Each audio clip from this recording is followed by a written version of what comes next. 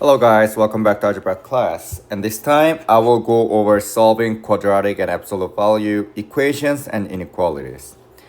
So how I approach each questions are gonna be like very similar to each other. What you really have to do is just put this one into decimals and that's gonna give you the answer, okay? So see how it works.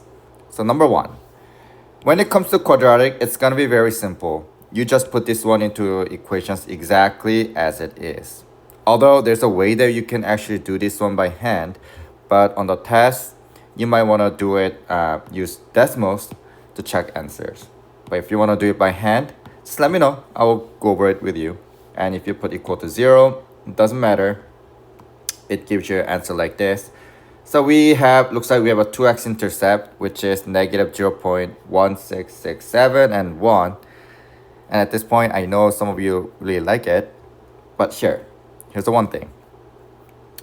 When you have negative 0.1667, and if you just choose A, that's not gonna be true because, that's, you have two solutions. So double check. It says 1 over 6. I think I made a mistake, so I will actually fix it by the time you do it. Let's see. Negative 0.16666. If I keep going like this, there you go. Negative 1 over 6 is one of the solution and 1 is the other solution.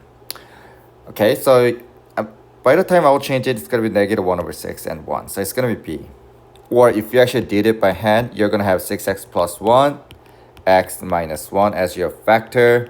And then you're going to have x equals opposite of positive 1 is negative 1 over 6. And opposite of negative 1 is positive 1. So that's what you're going to get.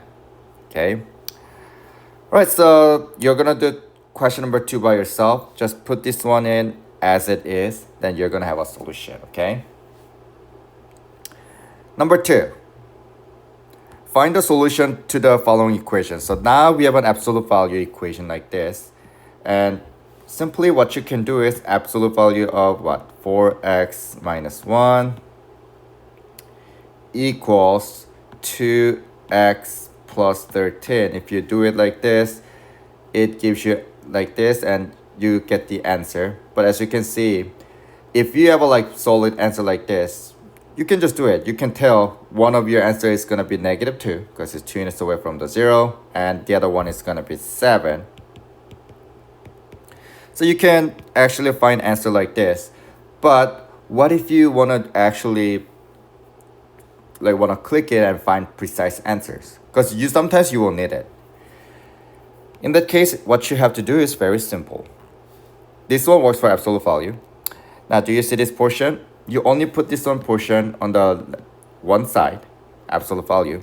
You put this one to decimals. And the other side of the x, you also put this one into decimals, okay? So that's something that is different from the, what's that called? Something that is not quite same from, what is that called? Absolute value. So, no, I mean the quadratic. So as you can see, in this case, your solution is going to be the intersection point. Do you see we have two intersection point, negative 2,9 and 7,27. Obviously, we are looking for x, so your answer is going to be x value, which is x is equal to negative 2, x is equal to positive 7. So that's what you do. So same thing, you can just put this one into decimals. If you can figure out what those points are, you can just do it. If you want to make sure that you got the answer, then you might want to actually use this method. Simply just put one for one box, the other one to the other box, and find intersection point. Well, after this, we have this inequalities, which I'm going to go over in the next video. But right now, since it is solving portion, I want to go over question number 13 and 14. Because these are the questions that you guys made the most mistake, okay? So let's do this one. Jack has planted rectangular shaped garden that has area of 48 square feet. So this one is a 48 square feet, okay? And he wants to create a walkway of the uniform width around the garden. If the outside of dimension is the 8 feet and 11 feet, how wide is the walkway? So you basically want to solve for x. And I think I went over this one in class. How you set up is very simple. If you want to solve for this one is it should be base times height. Okay. Oh, actually this 48, it should be right here, but I didn't write it, I guess. I'm going to put this one on the version by the time you do it. And if you keep asking me like, Mr. Kim, why you make so many mistakes? It's because people make mistakes. Now is the time that I fix it. So do you see how I make things perfect? Because I make mistake right now.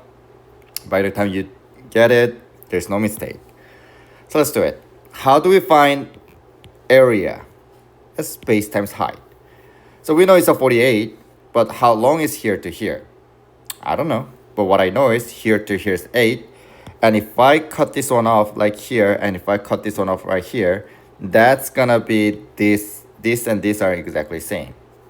And luckily, I know how long is here to here, which is x. And I know how long is here to here is as well, x. So here to here is gonna be 8 minus 2x. Same thing, here to here is gonna be what? This whole thing is 11. If I cut off this portion, which is x, another this portion, which is another x, it's gonna be 11 minus 2x. So 8x minus 2x, and 8 minus 2x times 11 minus 2x should be equal to 48. 8 minus 2x times 11 minus 2x should be equal to 48. Now I should be able to solve for x. X is equal to, I don't know. I'm gonna use decimals for this, which you should. So it's gonna be what? Let's see. Parenthesis, 8 minus 2x, 11 minus 2x equals 48. So you get x equals 1.2, x equals 8.3. Here's the thing. One of these two is gonna be extra in your solution, which means a fake answer. We have to use common sense. Can x be 8.3? No, because here to here's 8. This should be smaller than 8, right? In fact, this one actually should be smaller than 4 because I got two of them. If this is 4 and this is 4, only this portion is 8, which also doesn't make sense. So that is gonna be the fake solution. Your only answer is gonna be x equals 1.2. And I believe on the answer key, you only have to put 1.2 and that's it. Okay, you don't even have to write x equals. So that's about it. I believe question on the right is gonna be easy for you, so try that one. I'm gonna come back here with the next video for the question number 5 through 12. That's it, guys. If you have any questions, let me know. Love you guys. Bye.